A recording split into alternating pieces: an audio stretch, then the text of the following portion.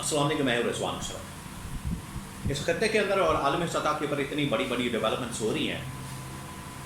ایک طرف امریکی صدر ڈونلڈ ٹرمپ روس اور یوکرین کے درمیان معاملات کو طے کروانے کے لیے ملاقاتیں کر رہے ہیں، کبھی روس کے صدر کے ساتھ، کبھی یوکرین کے صدر کے ساتھ، کبھی یورپین رہنماؤں کے ساتھ۔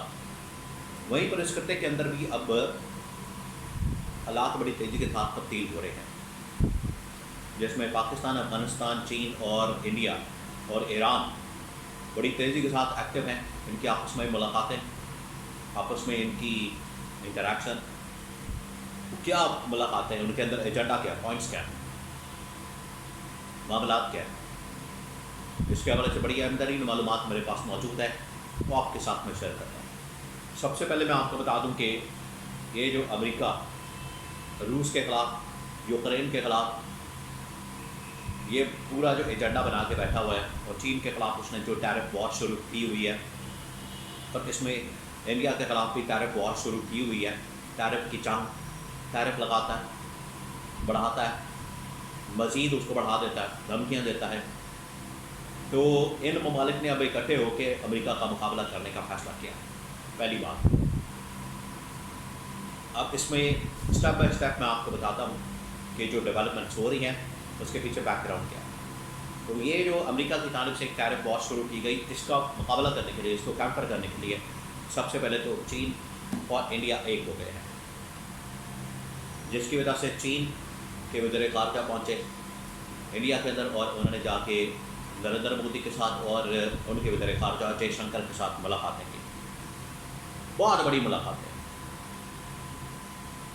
یہ پیراڈائم شفٹ آ رہا ہے، یہ ایک بہت بڑی تبدیلی آ رہی ہے۔ اس کی وجہ یہ کہ انڈیا اور چائنا بالکل اسی طریقے سے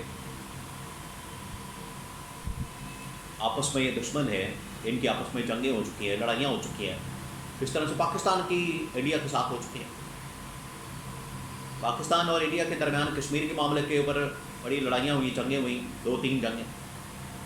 بالکل اسی طریقے سے انڈیا اور چین کے درمیان گلوان کے علاقے کے اوپر، گلوان کی پہاڑیوں کے اوپر بڑی جنگیں ہو چکی ہیں، 2-3 جنگیں ہو چکی ہیں۔ اس کے باوجود چائنا پہنچا انڈیا کے اندر اور جا کے انہوں نے ملاقاتیں کی،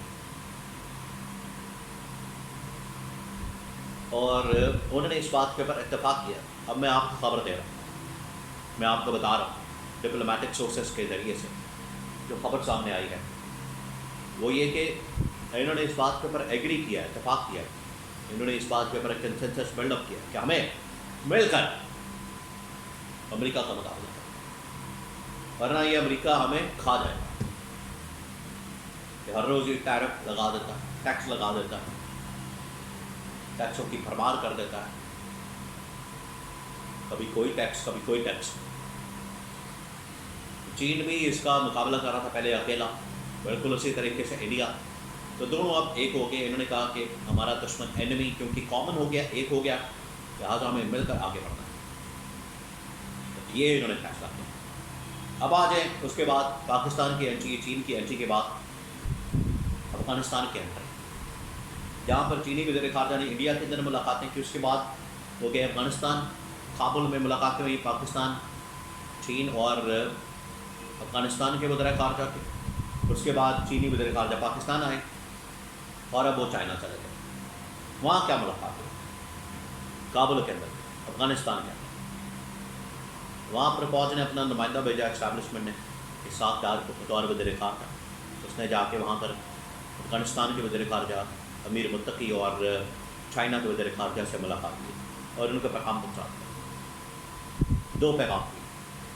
افغانستان کو یہ کہا ہے کہ افغانستان اپنی سرزمین کو پاکستان کے خلاف استعمال ہونے سے روکے، انڈیا کا انفلوئنس کم کرے، اور انڈیا اگر باز نہیں آتا تو پھر سخت رد عمل آ سکتا ہے۔ اور افغانستان کو کہا ہے کہ آپ اپنی زمین کو سیکیور کریں، اور جو طالبان آتے ہیں، دہشت گرد آتے ہیں، حملے کرتے ہیں پاکستان کے فورسز کے اوپر، اور انڈیا جو ان کو استعمال کرتا ہے، پراکسس کو، طالبان کو، اور یہ دہشت گرد تنظیموں کو، علیحدگی پسند تنظیموں کو، PLA وغیرہ بلوچستان کے اندر، ان کو کنٹرول کرے۔ اور انڈیا کا انفلوئنس کم کرے. ایک تو یہ پاکستان نے اپنا معاملہ رکھا. سیکنڈ، افغانستان کو اس معاملے میں کنونس کرنے کے لیے ان کو اب سی پیک کے اندر شامل کرنے کا فیصلہ کیا گیا. تو یہ پاکستان نے بھی یہ کارڈ کھیلا امریکہ کو کاؤنٹر کرنے کے لیے. امریکہ جہاں پر پاکستان کو انڈر پریشر لانے کے لیے کبھی ٹیرف کی بات، کبھی یہ معدنیات کے بات، کبھی کوئی بات، کبھی کوئی پروجیکٹ، کبھی کوئی انویسٹمنٹ کی بات، تو پاکستان نے چائنا کے ساتھ مل کر جواب دیا کہ ہمارے پاس سی پیک 2 بھی آ رہا ہے، جس میں ہم افغانستان کو بھی، ایران کو، سینٹرل ایشین اسٹیٹس کو شامل کرنے جا رہے ہیں. تو یہاں سے یہ پیغام دیا. اس کے بعد چائنا آیا پاکستان. چائنا کے وزیر خارجہ نے یہاں پر اسٹیبلشمنٹ کے ساتھ، گورنمنٹ کے ساتھ ملاقاتیں کی ہیں، اب وہ چلا گیا. تو یہ 3 بڑی ڈیولپمنٹس ہوئی ہیں اس خطے کے اندر. اور یہ ڈیولپمنٹس ہوئی ہیں روس کے ساتھ جو ملاقاتیں ہوئیں ٹرمپ کی، اس کے بعد یوکرین کے ساتھ وہاں پر جنگ بندی کے معاملات، ادھر ایران کے اوپر حملہ، پاکستان کے اوپر حملہ، اسرائیل نے ایران کے اوپر حملہ کیا، انڈیا نے پاکستان کے اوپر حملہ کیا. اس کے بعد حالات بالکل بدل گئے. Security, financially, internationally, diplomatically, globally اس کو اور طریقے سے اب دیکھا جا رہا ہے. اب پاکستان اپنی طاقت کو منوا چکا ہے. اس وجہ سے پاکستان کا جو کردار ہے بہت زیادہ مضبوط ہو گیا ہے. پاکستان لیڈنگ پوزیشن میں آ گیا. پاکستان ان کو بتائے گا، سبق سکھائے گا. اور اب پاکستان چین کو ساتھ لے کر چلنا، پاکستان نے چین کو ساتھ لے کر چلنا، افغانستان، ایران کو، تاکہ اس خطے کے سارے معاملات جو ہیں وہ اب پاکستان کے ہاتھ کنٹرول. اسلام آباد فیصلے یہ پاکستان کرنے جا رہا ہے. ٹرکی سچویشن ہے کیونکہ اس سے امریکہ ناراض بھی ہو سکتا ہے پاکستان کے اس رول سے. لیکن پاکستان اس میں سے فائنینشلی کیسے گین کرتا ہے، یہ سب سے بڑا سوال ہے. اپنی اکنامک سچویشن سب سے پہلے اس کو بہتر کرنے کی ضرورت ہے. ساتھ ہی ساتھ یہ مشورہ بھی ہے، اکنامک پولیٹیکل دونوں سچویشن اور سیناریو بہتر کرنے کی ضرورت ہے. کیونکہ اگر یہ دونوں چیزیں بہتر ہوتی ہیں تو پاکستان میں ایک اسٹیبلٹی کا فیکٹر آ جائے گا. اور اسی اسٹیبلٹی کے فیکٹر کو انویسٹمنٹ کے لیے استعمال کیا جا سکتا ہے. لیکن اگر اسٹیبلٹی نہیں آتی پولیٹیکل اکنامک فرنٹس کے اوپر، تو یہ پھر پاکستان کے اپنے نقصان میں جائے گا.